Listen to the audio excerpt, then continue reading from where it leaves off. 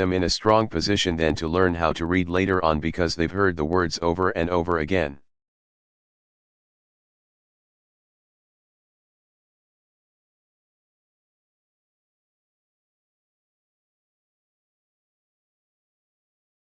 And so I just make that point because it shows that if you're only worried about university education,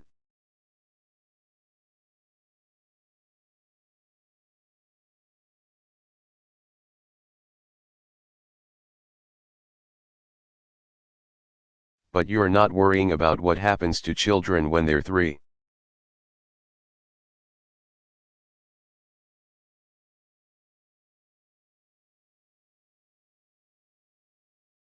4, 5, 6 years old, then you're missing the foundation for a good education system.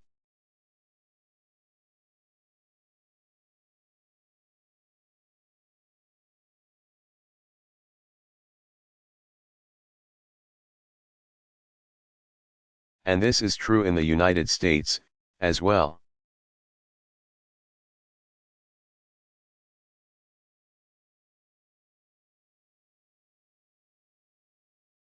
We've got the best university system in the world.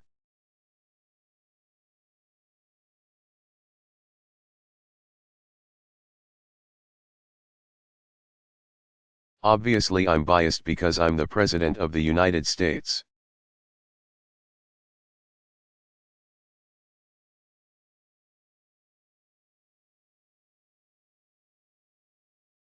So I think everything in the United States is the best in the world.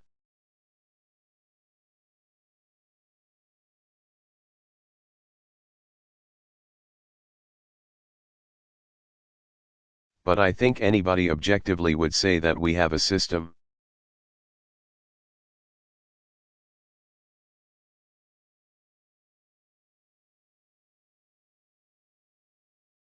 Of universities and colleges that is unequaled anyplace else.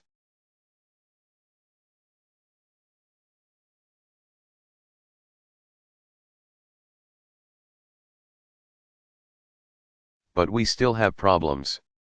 And one of the things that I'm spending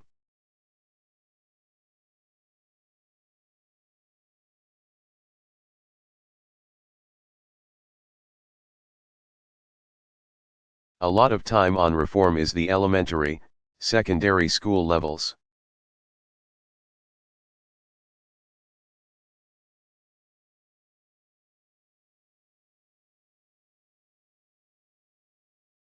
And also, even earlier having what we call early childhood education to get.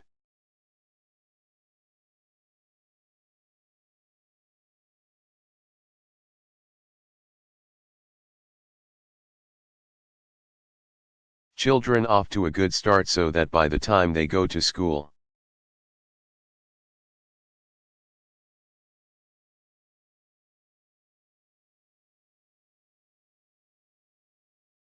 they already know their alphabet and they can already start reading at an early age.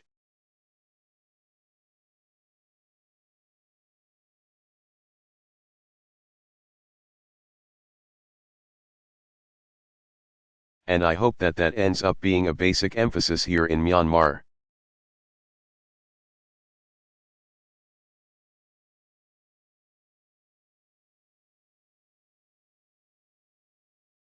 But I also think that from what I've heard, one of the reforms that we'll need to take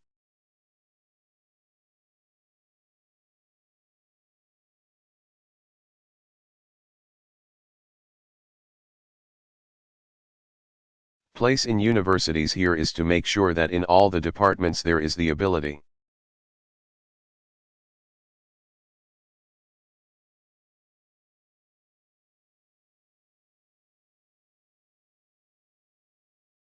for universities and students to shape curriculums and to have access to information from everywhere around the world.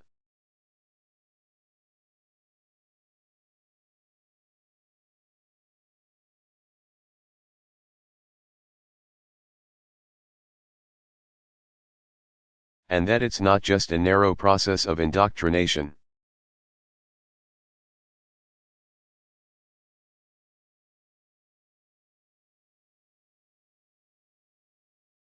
Because the best universities are ones that teach you how to think, not what to think, right?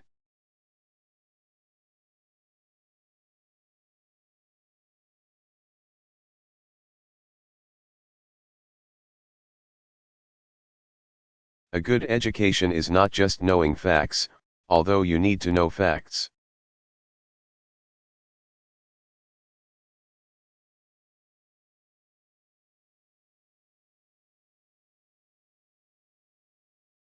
You need to know that 2 plus 2 is 4, it's not 5.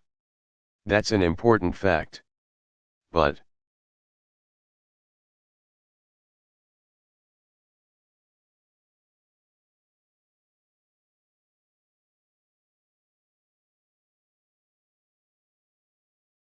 you also need to know how to ask questions, and how to critically analyze a problem.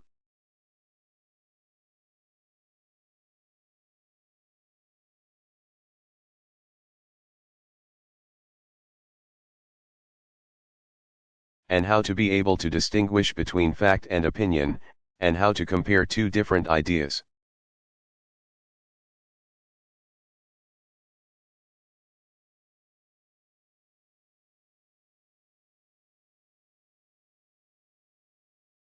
And I think there's a danger sometimes in countries that don't have a long tradition.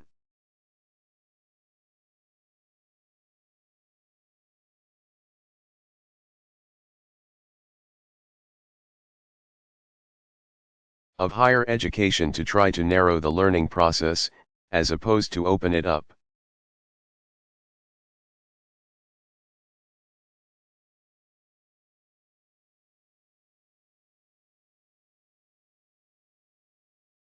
And I think that that's something that I'm sure university students here in Myanmar will want.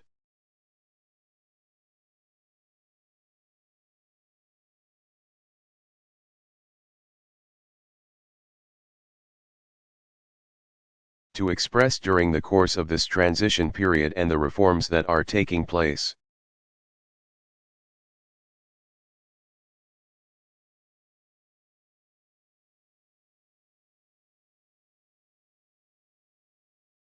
All right, I've got time for one more question.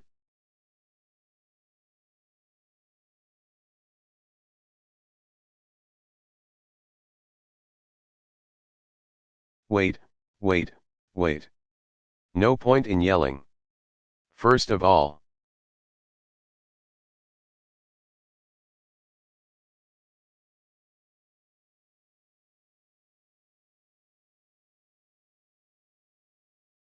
all the women have to put their hands down because I told you it was going to be boy, girl, boy, girl.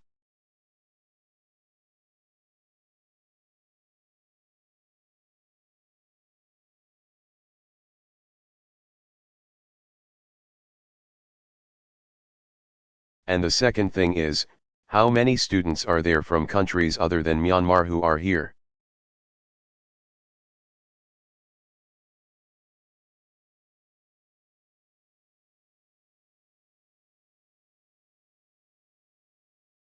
Okay, so I think that in the interest of ASEAN unity,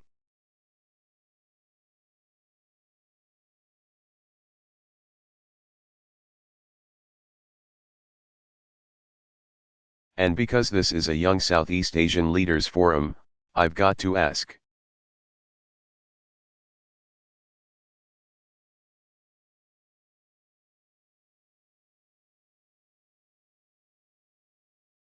Question, inaudible.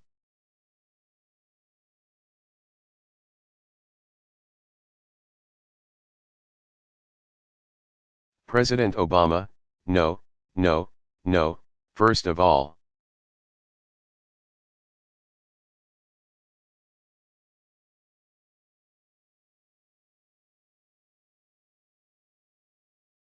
You can't. I told you already that women aren't going to get a chance to ask the next question.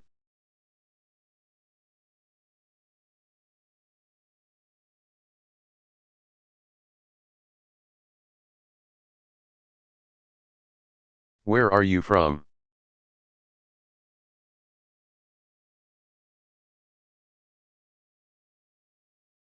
Question, Inaudible.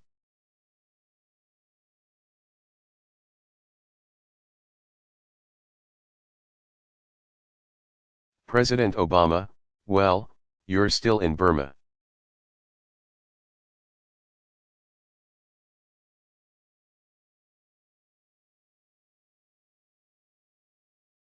All right. Where you from? Sit down. Where you from? All right, I'm going to ask this guy.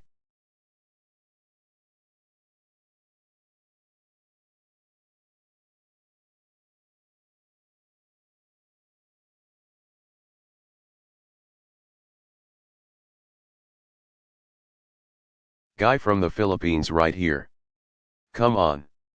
You just started yelling. I didn't even call on you.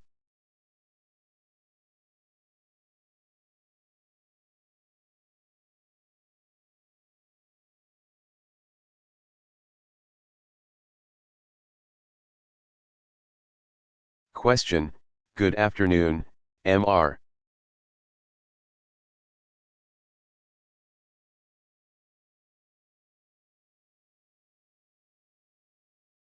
President. My name is Ryan Lewis Madrid. I'm from the Philippines. I'm one of the person you.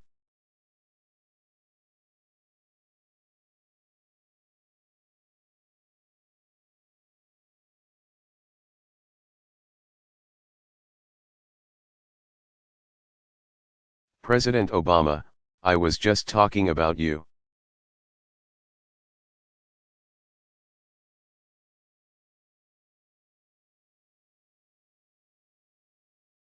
Question, yes.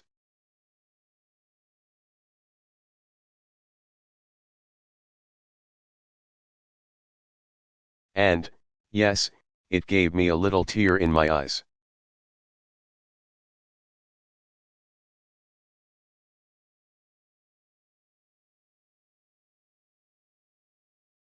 I thank you so much for putting us making me as, like.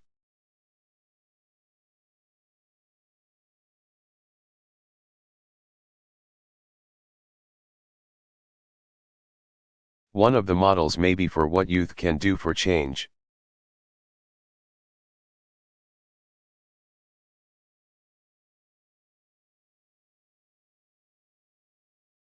But my question really is.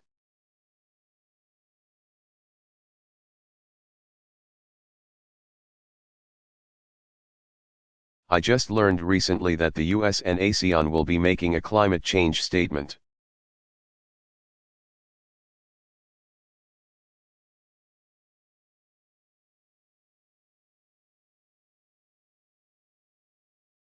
I'd like to know if you could tell us what this is all about, and how this would be different from the Kyoto.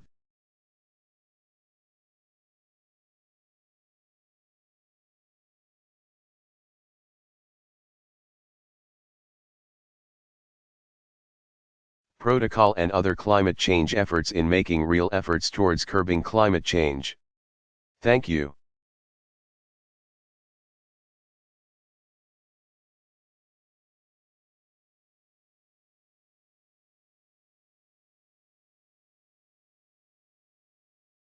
President Obama, good.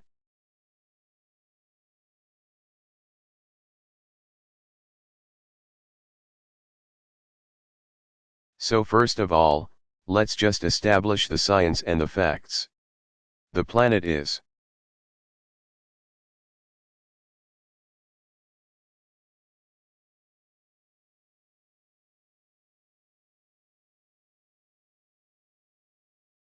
getting warmer. The reason the planet is getting warmer is because human activity.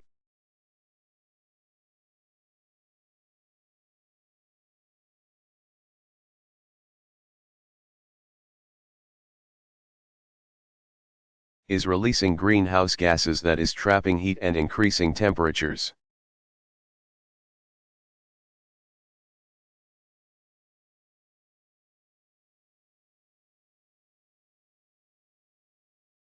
And because you start getting a negative feedback loop, as it gets hotter, ice melts.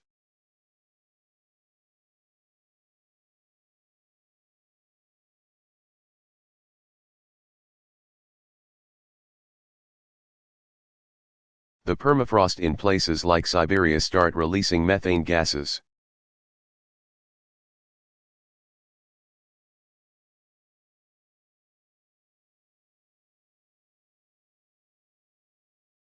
Ice packs in Greenland start melting. That then makes it even warmer. And we're on a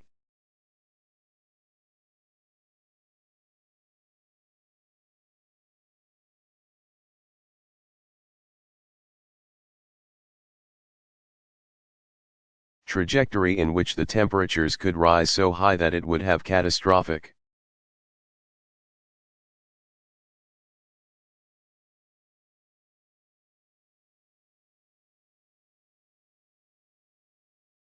impacts around the world because temperatures start changing, weather patterns shift.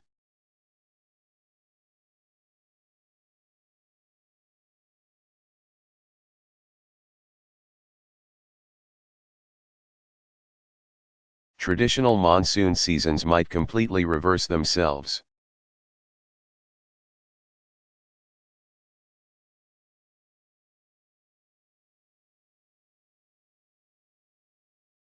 Areas that once used to have arable land suddenly now have long droughts.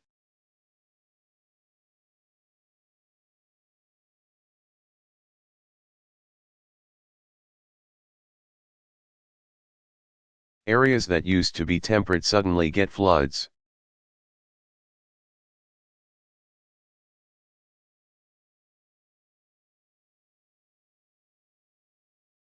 We're seeing the impacts in developed countries. We see it.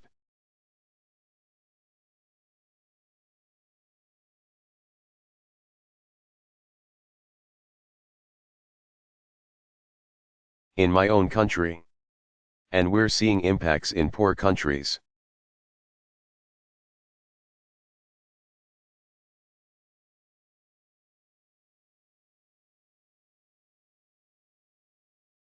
And we're seeing impacts, obviously, in island nations where if the temperatures continue to rise,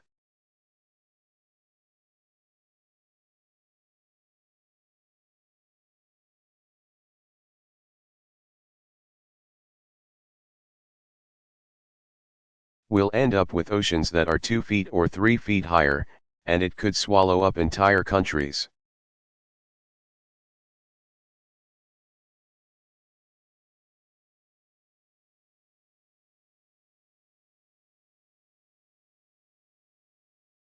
So this is perhaps the central challenge.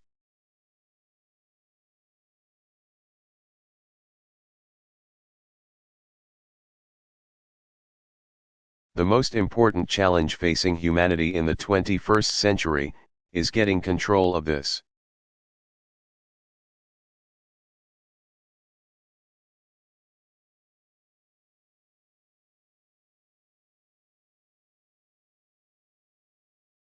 Now, the good news is that we can begin to slow down that process so that the temperatures only go up a certain level.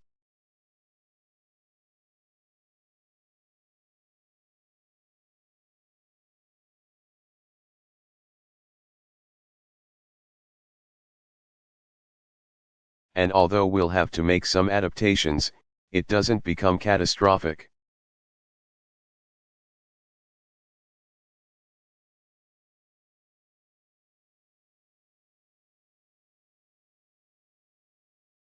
But in order to do that, we have to start transitioning our economies to clean energy rather than dirty energy.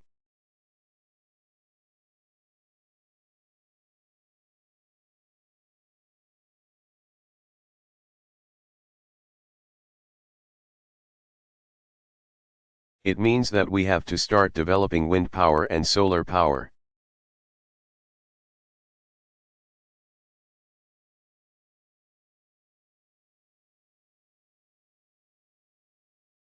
It means that societies have to use energy more efficiently.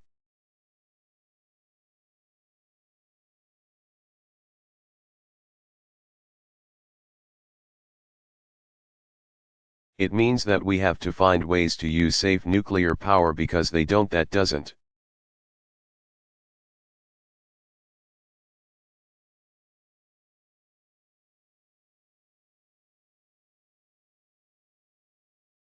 emit greenhouse gases.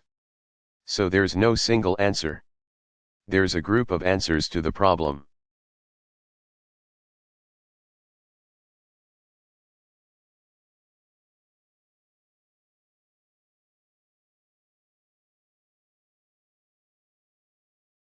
And some of you may be aware that the United States and China are the two biggest emitters in the world.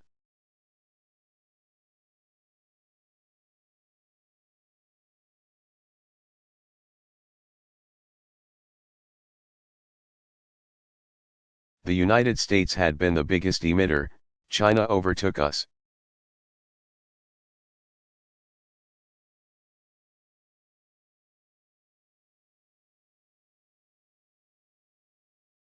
In fairness to China, each individual Chinese person probably uses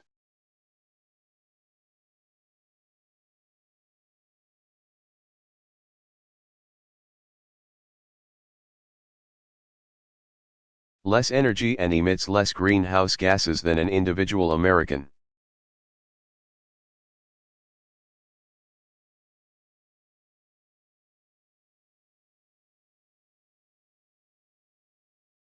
But there are a lot more Chinese than there are Americans.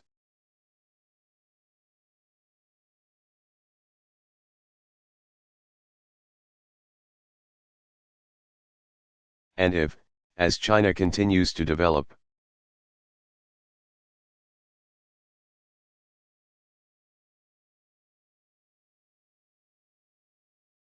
they start matching the United States in how much carbon they release, we'll never survive.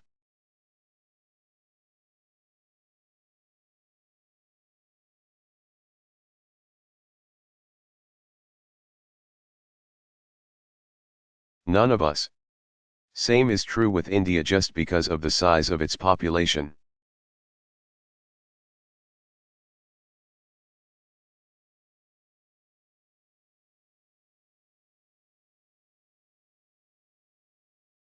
And the same is true with Southeast Asia, which, as I said before,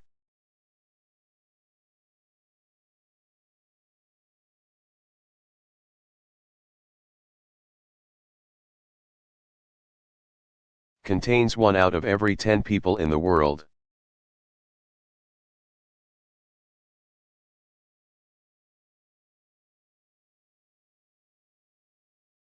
So all of us are going to have to be a part of this.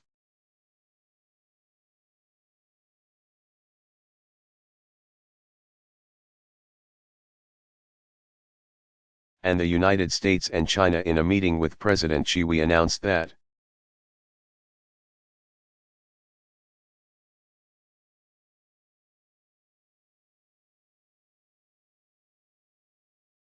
we are both going to set bold targets for greenhouse gas reductions from 2020 forward.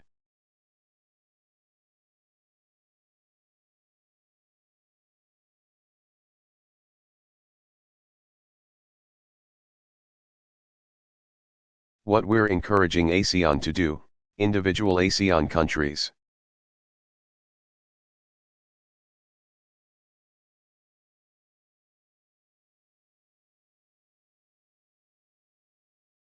is also to come up with goals for how they are going to reduce their greenhouse gas emissions.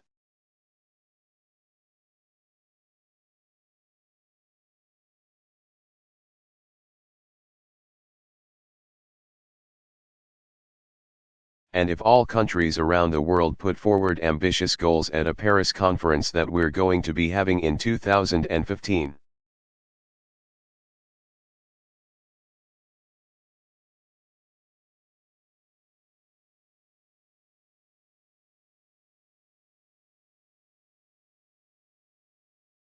then this can serve as the basis for collective action in reducing greenhouse gases.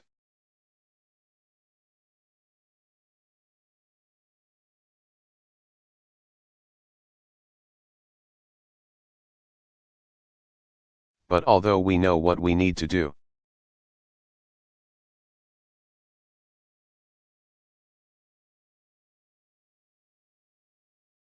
the transition will be difficult because, just to give you one example, Indonesia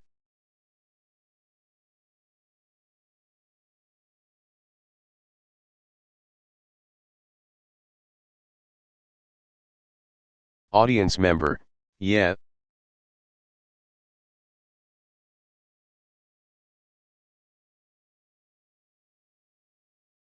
President Obama, you might not want to cheer about this, has been cutting down.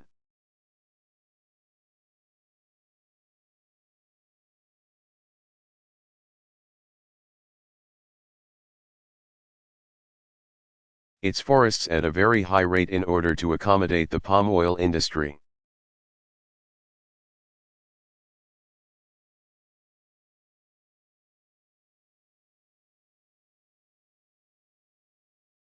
Now the palm oil industry is very lucrative, and you have some very big landholders and big companies.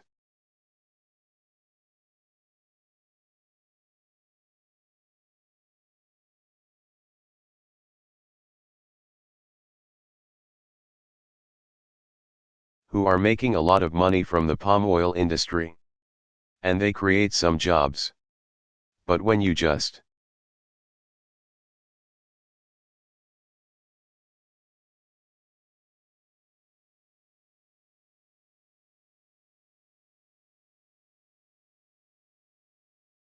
deforest entire sections of Sumatra or Borneo, that can end up having a devastating effect on the climate.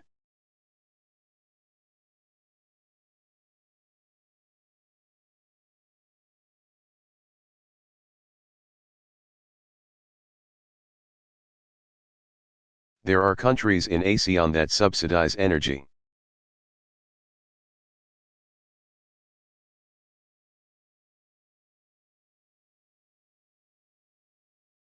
Now, oftentimes this is with the best of intentions.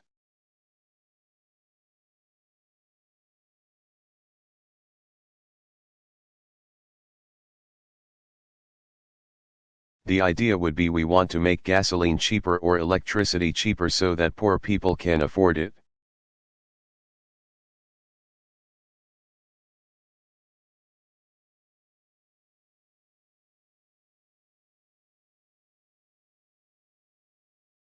The problem is that when you subsidize energy, there's no incentive to use less energy.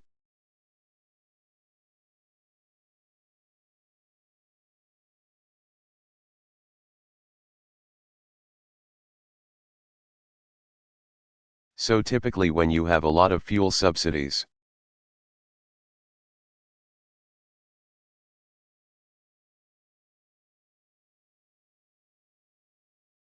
those economies are very inefficient in how they use energy, and they generate more pollution.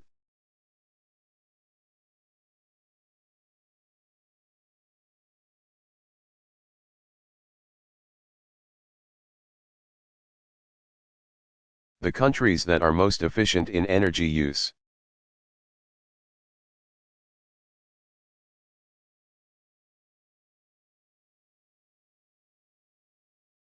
Not only do they not subsidize energy, in fact, they tax energy use.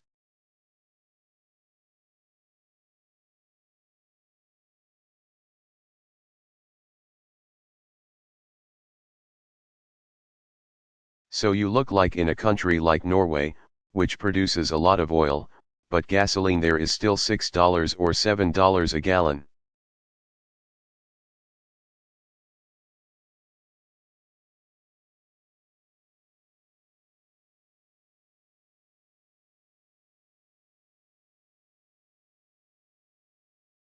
Which in liters who wants to do a liter conversion for me? Anyway, it's very expensive.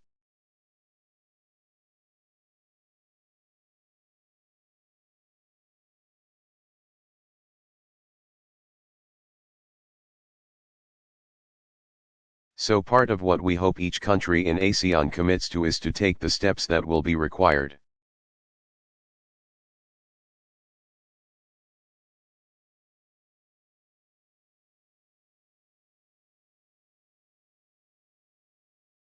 To reduce or at least slow the growth of its carbon emissions, and then slowly start reducing them.